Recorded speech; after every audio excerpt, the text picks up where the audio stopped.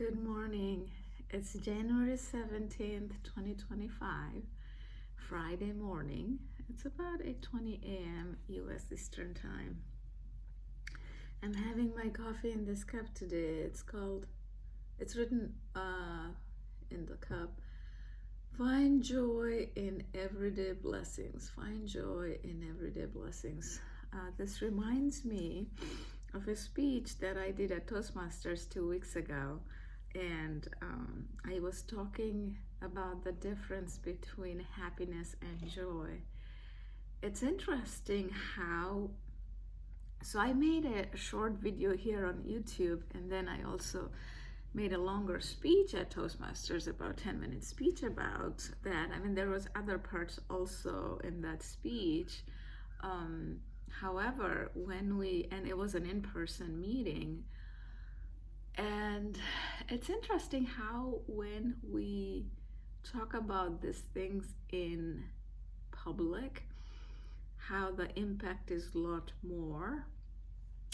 Now, when I see this cup, I had this cup for a long time, and I always, cherish the writing of this sort, like some sort of motivational, inspirational write-up on coffee cups. You guys know if you have been coming here to my channel a long time.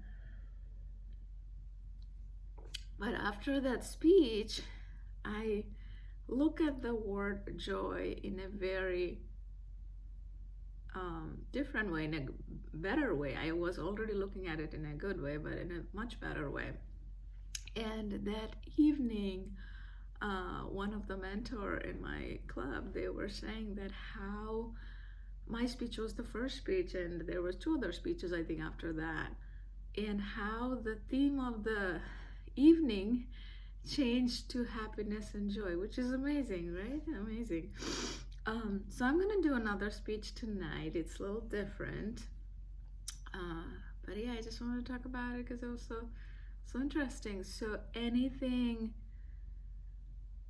that you are trying to achieve in life, or that makes a little difference in your life right now, however you want it to expand, try that. Talk about it in public. Talk about it. Doesn't have to be Toastmasters. Talk to your friends or family and expand on that thought, and then you will see that that is getting expanded. So for me, finding joy in the little thing, again, if you haven't seen the other video where I talked about the difference between joy and happiness, is happiness is short for a short period of time. You'll get that and it is externally dependent, meaning you buy a new car, new house, new job, whatever that is, you get that immediate high, which lasts for a few weeks to a month or whatever, it's short.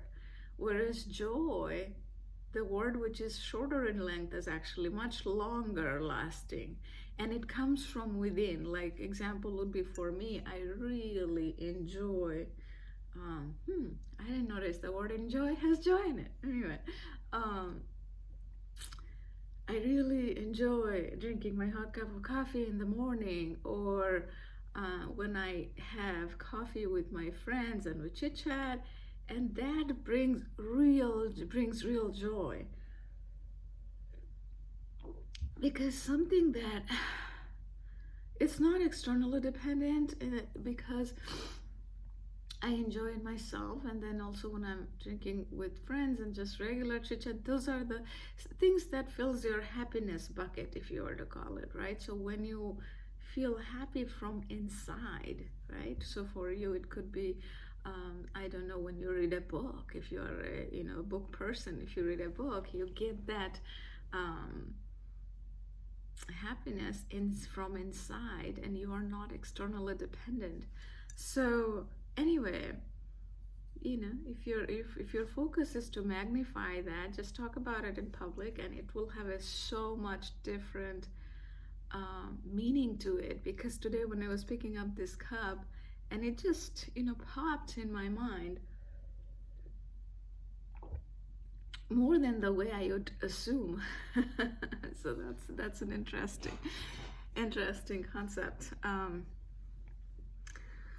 Yeah, and I have been getting up earlier and earlier, so that is becoming a habit. And one day when I can get up at 6 a.m. every morning without like any resistance, I look forward to that. I know that's coming because I remember when I started practicing in the beginning, it was much harder, and it is already becoming a lot easier because you get used to that emotion and that feeling, and then because it's like mind is already, the mind has the will, but you have to train the body.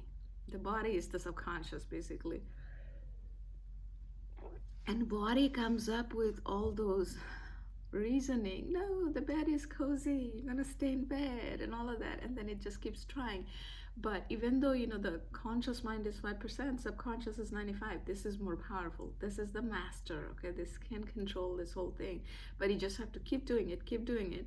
Every single time, Joe Dispenza says, every single time when you make an attempt for this to make the decision, it starts to get more and more powerful. So habit formation, consistency, just do it consistently, and then it'll become a habit. So yeah, for today, I think I do want to talk about a lot of stuff, but I have a lot on my plate, so I think today I'm going to keep it short and sweet. Hopefully you guys have a wonderful day, and I have some Toastmasters thing today and tomorrow, something related, Sunday at church. I'm glad that I have these plans, and for you too. If you're walking your journey, especially if you're walking your journey alone, make sure you engage with community, because we are born and wired in such a way that we need community. Now community can consist of just one friend, community can consist 10 friends, you can have 5 different communities. I have communities from church, I have communities from my Toastmasters, I have other friends, but that is my personality because I am very extrovert type of a person. But so if you're not extrovert, you are an introvert person, you still need, a lot of people sometimes think that introvert people don't need community, but you still do, because we are wired that way. But you have to push yourself out of your comfort zone, and between the comfort zone, when you're inside in that shell versus where you want to go, there are many invisible barriers, and every single time when you push yourself out of the comfort zone, you are breaking those invisible barriers, and the fun and the excitement and all of that is on the other side. I mean, think of something from your past. Say you are fearful of, I don't know, public speaking, and you did a speech, and everybody said, "Oh my God, it was so good." Not only everybody said, you yourself knew how confident you sounded, how good it was, how you made an impact. How do you feel? Right? So relate that with something that resonates with you. It doesn't have to be public speaking. For me, it was public speaking because I joined Toastmasters 2013, and before that, public speaking was a thing for me. I used to be afraid of public speaking, but now I enjoy public speaking. So it takes time and commitment and doing the things that is necessary, pushing ourselves out of the comfort zone, and taking the time, because it takes time to get to where we want to go, and every single time, and it gets easier with accountability partners, whatever that is you're trying to achieve. The other day I talked about mastermind simplistic form. What it helps with is like having accountability partners for the goal that you're trying to reach at. And mastermind is a concept of having more than one accountability partners, and that is necessary because life gets busy. If you are dependent on only one friend to keep you on track, or you are trying to help only one friend, and let's say that friend has some important stuff going on or some emergency stuff going on for months, then you also fall off track. So that's why this group of individual to meet on a regular basis, either once a month. Actually, you want to do sooner, once in 2 weeks or something. Once a week is even better. But the point is that even if you do once a month, then there is some accountability to it. And the way it also helps is there is a rule that, proven rule, that we as human beings, when we make a commitment to ourselves, and if we break that commitment, versus when we make a commitment to a friend or family or somebody, especially in public, we feel like we are going to disappoint them.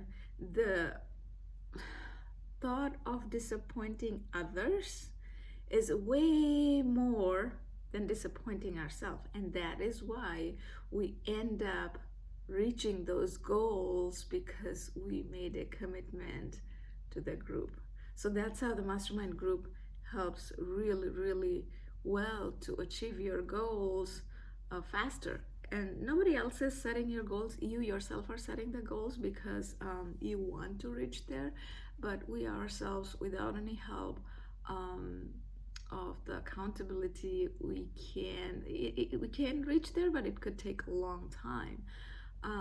The help of mastermind group is beyond having a coach or a mentor or anybody.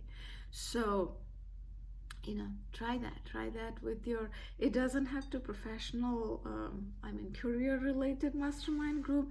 It can be your family related thing that maybe you want to improve, or it could be that you want to do a fun event once a month or something, but you are not doing that. You're putting that on your back burner. You want to do something related to your hobby. Your mastermind could be like hobby related, like reading a book, and like a book club thing. And the point is, whatever is your goal, think of your New Year's resolution for an example. 90% people give up on their New Year's resolution by February. Are you continuing with your New Year's resolution? So most of us, we are not strong enough to keep going by ourselves. We keep our resolution promises throughout the year when we have accountability partners, and that's how the mastermind group can help. Anyway, I know that I talked about finishing up a while ago, but this time I'm really gonna do it. I hope you guys have a wonderful day, and don't forget to practice 3 new gratitude. That's like the simplest thing. 3 new gratitude, or living in the present moment, using your senses. You can try, those are 2 of the simplest things to try. And once you keep trying that and it becomes a habit, then you can do more things. But to change how you feel, if you try even just for 1 month doing 3 new gratitude every day, it can change your whole perspective. You will feel the difference at the end of the month, that your mind is focusing more on the positive than the negative, because it's retraining our brain. It literally rewires the brain inside how it is, how it looks for things. So have a great day. Bye. Enjoy your evening. Even if you don't have any plan, just go out and have a dinner just by yourself or with a friend, or have coffee. Change your environment and it will make you feel better.